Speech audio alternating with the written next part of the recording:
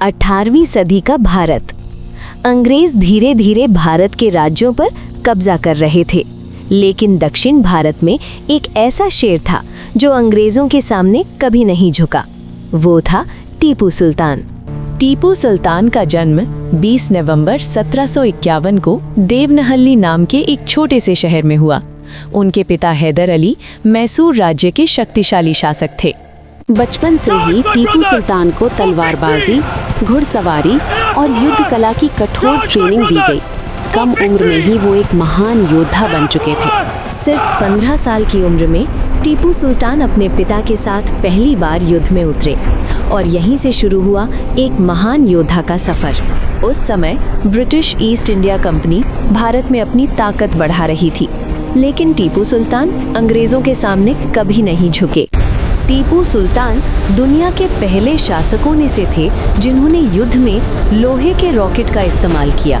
इन रॉकेटों से अंग्रेजी सेना डर जाती थी।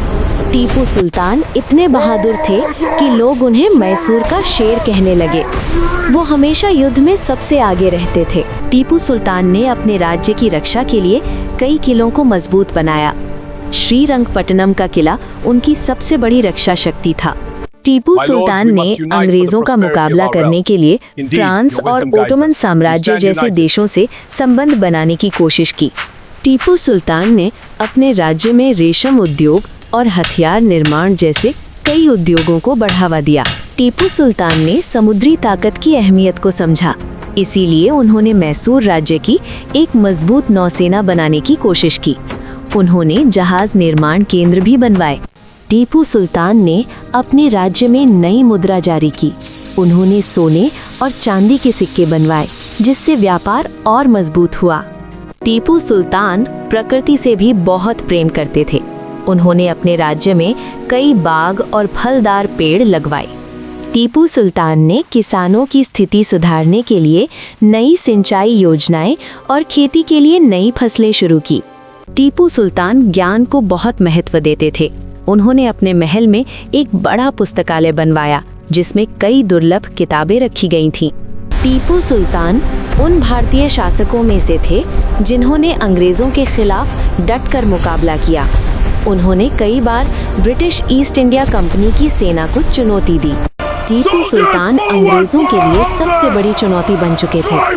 उनकी सेना और उनकी रणनीति अंग्रेजों को बार बार मुश्किल में डाल देती थी। 1799 में अंग्रेजों ने फैसला किया कि अब टीपू सुल्तान को हर हाल में हराना होगा।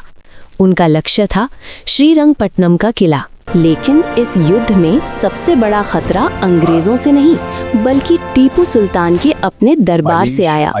इतिहास में कहा जाता है कि मीर सादिक नाम का मंत्री अंग्रेजों से गुप्त रूप से मिल चुका था और उसने टीपू सुल्तान के साथ गद्दारी की।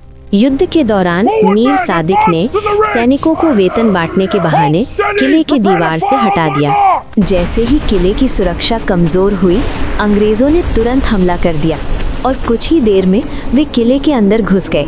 जब टीपू सुल्तान को गद्दारी का पता चला, तब तक अंग्रेज किले में घुस चुके थे, लेकिन फिर भी उन्होंने आखिरी सांस तक लड़ाई लड़ी। 4 मई 1799 श्रीरंगपट्टनम के किले में टीपू सुल्तान लड़ते लड़ते शहीद हो गए, लेकिन उनकी बहादुरी हमेशा इतिहास में जिंदा रहेगी। टीपू सुल्तान भारत के इतिहास में एक ऐसे योद्धा के रूप में याद किए जाते हैं जिन्होंने अंग्रेजों के सामने कभी सिर नहीं झुकाया।